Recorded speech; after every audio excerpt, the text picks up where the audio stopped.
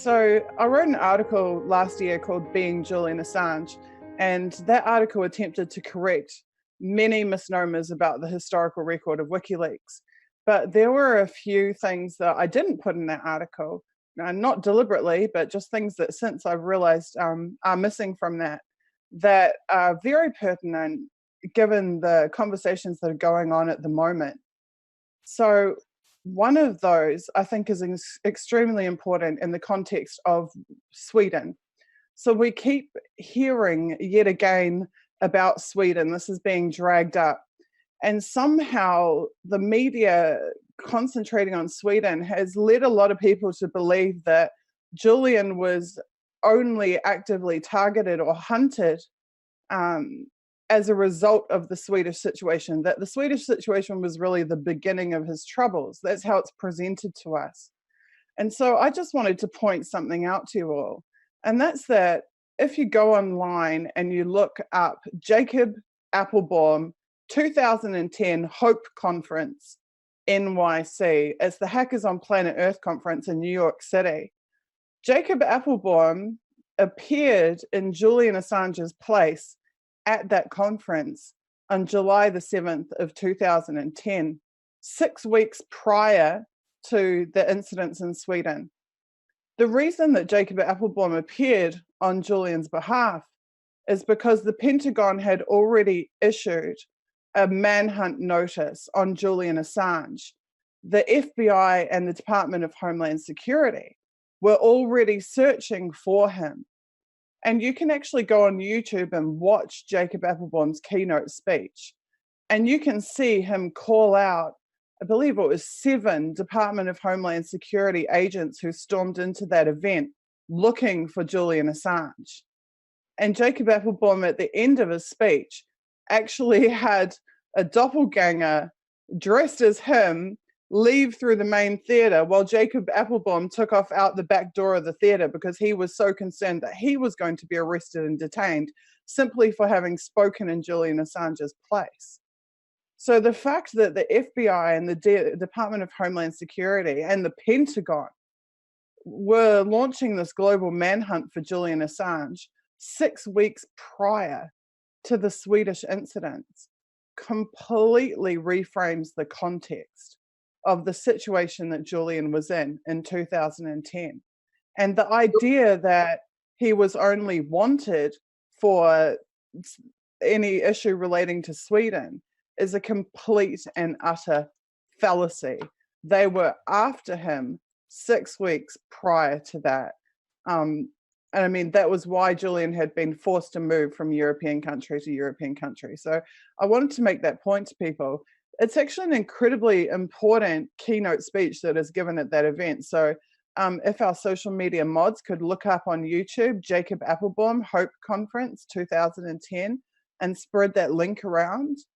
Jacob talks on the stage about the extent to which he and other WikiLeaks associates are being hunted and persecuted by these agencies. And it's just such important context. And I feel like that's the message we need to be getting out. Every time we hear about Sweden as if Sweden is the beginning of the problems, we need to be circulating that conference speech.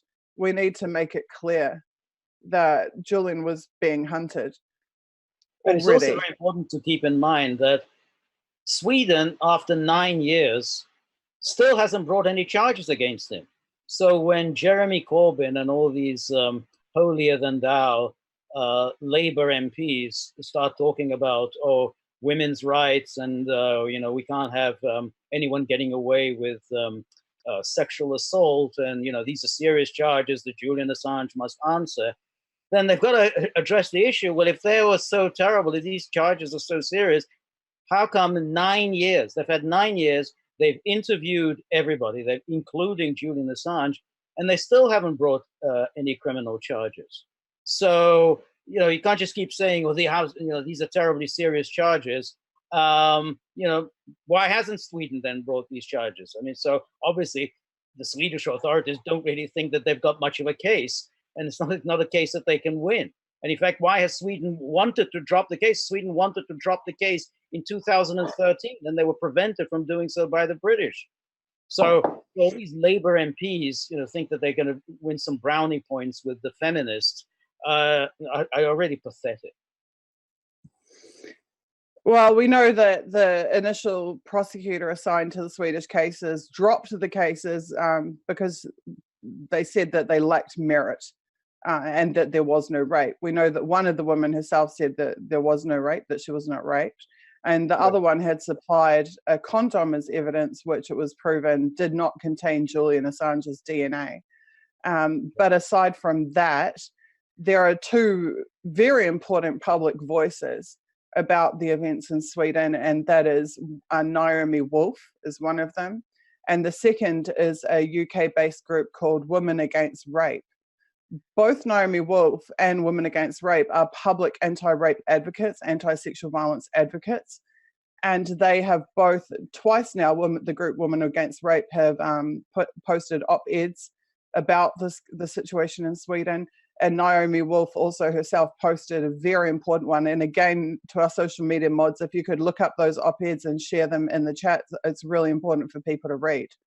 So what Naomi Wolf says is that the way that this case was handled in Sweden, where Julian, prior to having been charged with anything, already woke up to find the entire world media branding him a rapist without charges having been laid, because the police had made these leaks to the tabloid papers, which had then spread around the world.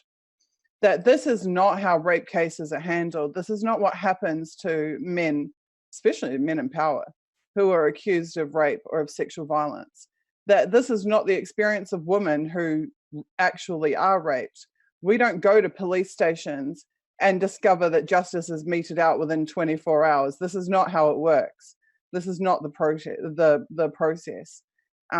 Women are notoriously re-traumatized across months and years by police agencies who are usually very reticent to investigate, let alone to charge. Only 5% of cases are ever prosecuted. Only 1% ever result in convictions. And so Naomi Wolf and Women Against Rape both talk about the discrepancies between how genuine rape victims are treated by the police and the judicial processes versus what we've seen in Sweden. But like I said, with Julian already being a target of the Pentagon, already being hunted by the FBI and the DHS nearly 2 months prior, I think it completely recontextualizes the issue around Sweden. We also know, and as has been pointed out over the last week, that the Swedish prosecutors destroyed their entire case file. They confirmed that they had destroyed all of their emails in their case file. So this idea that they can just pick it all up again is actually ludicrous and ridiculous, and only the uninformed believe that. So I just have one more. Is that right? They destroyed the case file? They destroyed the case file. So we know this because Stefania Maritzi and others have been fighting in the UK courts to get disclosure. And they were told that they couldn't get disclosure because the emails were deleted. And Marianne Nye said that she had destroyed the case file, which is completely ludicrous and ridiculous. But that they've stated that in court, that all of the correspondence throughout the years has been destroyed and the case file has been destroyed, over finished. So this idea that these 70 MPs are telling them to reopen the case that they don't have because they literally physically destroyed the documents is almost laughable. But like I said, it's something that's being asserted by the uninformed.